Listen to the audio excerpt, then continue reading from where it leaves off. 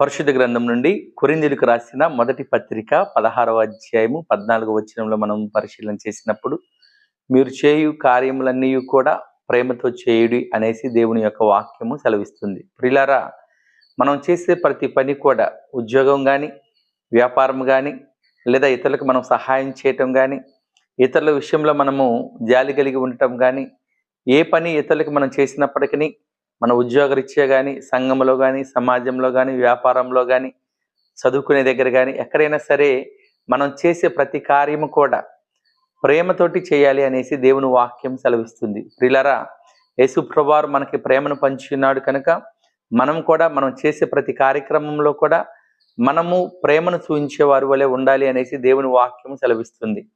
మనము దేవుడు మనకు అప్పగించిన పనిలో నమ్మకమైన వారిగా ఉండి ప్రేమతోటి ఆ పని చేసేవారిగా ఉండాలి అనేసి దేవుని వాక్యం సెలవిస్తుంది. కనుక నీవు నేను మనందరం కూడా మనకు అప్పగించిన బాధ్యతను, దేవుడు మనల్ని ప్రేమించి మనకి ఏ బాధ్యతనైతే అప్పగించాడో ఆ బాధ్యతను మనము ప్రేమ కలిగి చేసేవారిగా ఉండాలని తెలియజేయచ్చు.